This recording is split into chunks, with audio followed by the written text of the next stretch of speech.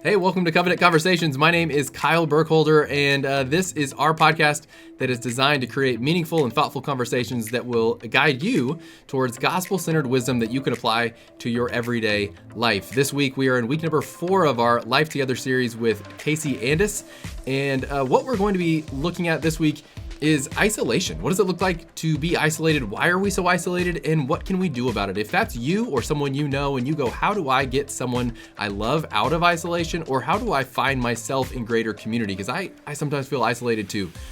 This week is for you. I can't wait for you to hear the wisdom that is coming your way.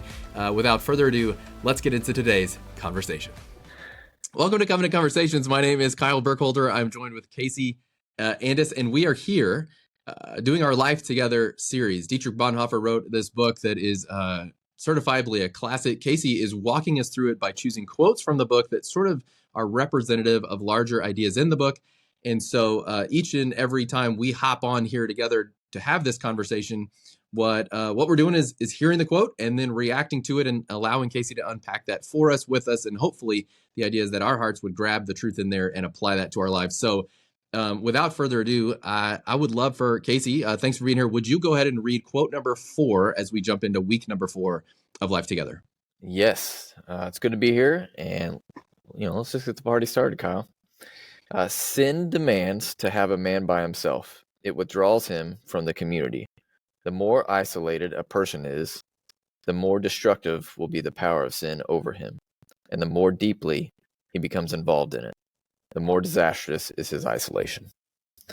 Whoa. Okay. So this week, it seems, is isolation focused and really, as we're talking about life together, perhaps what it's saying, and this sounds a lot like Screw Tape Letters and some of this other wisdom of recent things that have been written in the faith, it sounds like what is being implied is that the chief end of sin is almost not the act itself, but it's the isolation that comes from the act and what that robs from us along the way. Are we on the right path? Yeah, absolutely. Yep. So, when you look at this quote, we can think about even when we have wrestled with sin in our own lives, how that can immediately make us feel separated from God, and also how we're almost prone to keep our distance from others. Sometimes I think it can be because we want to be stuck in that sin, but I think a lot of times it's actually because we feel ashamed. So we feel like we can't come back to that Christian community. But the problem with that is then we continue to go down a path we don't need. What we need most in those situations are people from the Christian community. So there seems to be, to me, 2 angles on this one. So there's the, and so from the individual angle, it's like you say, it's the shame cycle of thinking, I can't possibly face people with this, or no one would know what I'm up to or what I'm doing. No one could respect me or love me if they knew what was going on in my life. The other side of that is really if we're talking about life together, is the church side, which is to demonize or isolate specific sins, which let me start there, and then we'll go to the individual side, and maybe we can apply on the individual side. But I have witnessed that there are certain things that happen in a church context or in a community of believers, we would say, that have become real isolators, and people will choose to almost like in the wild. You're watching a documentary on life on the Serengeti, and the injured bull is isolated and almost given to the lions. Like, we don't want this illness in our camp. What I see with that, and the sin I see in that, is we often fail to tell our own stories when looking at the sin life of others. And if God's word is true, that all of the sin is sort of equal before God, then there isn't something my brother or sister can do that's any worse than anything I've ever done. And so it almost takes me seeing myself honestly to not isolate someone else or push them out of the camp. Is that a good place to start when it comes to how we as a community avoid isolating others? Yeah, absolutely. I think that, even when I picked this quote for almost 2 reasons, and the second is, what can we do as a church community to help those who are isolated, not just those who are isolated in a sense of like they're new here, they don't quite know enough people yet, although we should welcome them in as well. But more someone that actually may have been a part of the church community for a long time, and especially if they're repentant, right? They're confessing, they've repented, they're trying to get out of this cycle of sin. And sometimes that takes time and that takes patience. And it's, as you know, it's a good analogy. But depending on what it is, sometimes we're quicker to remove them. And unfortunately, it's almost a death sentence as far as for their faith.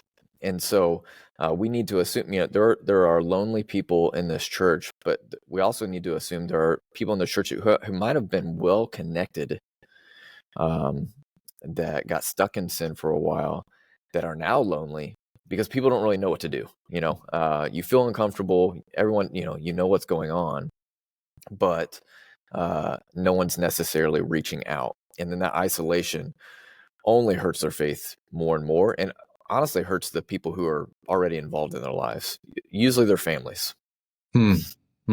Okay, so if I'm that person, then so let's say, so it's pretty clear we as a church, as God's people, need to be better at applying grace to other lives the same way we would hope grace would be applied to our lives. That goes without saying. It's harder to do than it is to say we should do it. Right. That's somewhere we can all grow and ask for God's grace to help us with that. What do I do as an individual, or what does it look like for an individual who finds themselves isolated?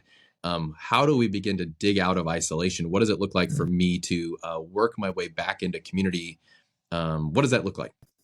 Yeah, I mean, with most of these things and most of the conversations we've had about this, it's finding good relationships, it's building trust with people in the community, and most of the time, it's just intentionality. And so when you feel that reflex to back out of community, all the more reason why you need to go into community, in that moment. When you feel the reflex not to communicate or maybe even confess, all the more reason to find someone, if there's anyone, and maybe that's a staff member sometimes, all the more reason to reach out to them and set up a meeting, and they're going to be hopefully able to point you in the right direction of community.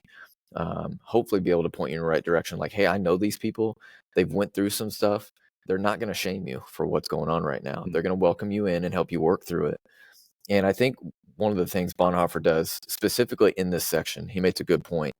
When we confess our sin to one another, Christ is in that other person.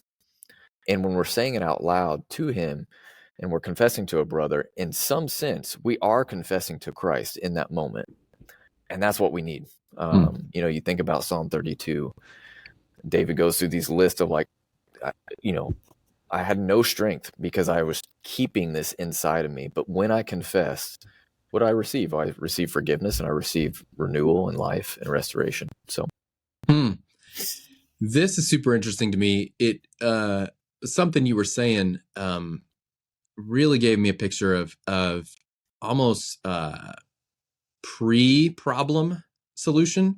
And so yes, when you think about, I was thinking about, okay, so my brain goes a lot of strange places, but here's one. I was thinking about acrobats. Okay, so let's say we are acrobats together. We're doing flips, we're in the middle of the air. We have a safety net that grabs us. And so the worst case scenario is we make a big mistake, we fall, but the safety net grabs us, and we don't plunge to our ultimate demise as acrobats. To have community established in a church, established in a faith community, to have true community, whether that's in a formal community group or something organic you've built over the years, is in a sense a safety net that if you were to go off the path, if you were to fall, let's say, that's a good euphemism for sin. If we fall, the community group, our community relationships are there to catch us, receive us. They know us well. And while it's going to be painful or while it's going to be scary, it's not ultimately going to lead to our death. But to lack community is to pull the safety net and attempt to do faith all the same. Because no one's going to get through, no acrobat gets through their career without slipping, falling, losing the rope, whatever. everybody uses that safety net eventually. And so it occurs to me that if we're looking for a way to avoid the isolation, the best time to start avoiding it is before we run into the sin, before we run into the problems. If we build great community early and we make that a priority, what we do is install a safety net for the rest of our lives, so that when we fall, because we will, all sin and fall short of the glory of God, when we fall, we won't fall out of faith, but we'll fall into community that will pick us up and put us right back on the trapeze. Is that, as absurd as it is, now you and I are now trapeze artists, but does that seem like accurate from your perspective on how community might work for us? Right. I mean, that's the key. And you said when we fall, and that's that helps us in two ways. One, other people are going to fall, right? So we can have that expectation. We are in relationship with people who will fall, but we will also fall. And we desperately need that safety net. Generally speaking, women typically are better at being in relationships with one another. Men are typically better at wanting to be isolated. But it's dangerous to both. And so that's where, when we think about, what can we do? I think especially for men, join a men's group. Please join a men's group. They'll be tremendously helpful. It's a safe place. The benefits of it, even when you don't fall, are amazing. But I think having that, those people to lean on when you will need them, it is a big deal. Yeah, that safety net changes everything. And to your point, you had said often that isolation and that falling out, people don't just fall out of a single local church. They fall out of faith because we were not meant to live alone. And so providing a safety net in a community that will keep you from ever having to get into that valley alone might be the key to everything. So Right. Sounds like we got to go chase community. If we have it, to deepen it. If we don't have it, to chase it. Is there another way that you would have us apply the truth and the wisdom from this week's quote? Is there something else you would say, go and do this? This is how we can apply it. Yeah, I mean, I think one of the things I think is helpful is a lot of times we think what's going to help us get out of this loneliness pit is for there to be more programs, right? More church events. That's not going to help. Surely, yes, please attend those. But I think most of this is going to be done through the week. I've already talked about developing rhythms, but I think the biggest application is, especially for men and women, there are men's and women's groups throughout the week, different times that are available to you that would be happy to have you, that I think would be one of the easiest applications. I love it. So it sounds like we need to be cultivating community at every turn. And if you specifically think, you know what, I could stand to get into something like that, it's email Casey@bgcovenant.org, and he can get you connected to the right people. Casey, thank you for making time for this today. Thank you for the wisdom and one more conversation. We will be back with week number 5 of our Life Together series. And so, Casey, thank you for joining us. We will talk soon. Yeah, thank you.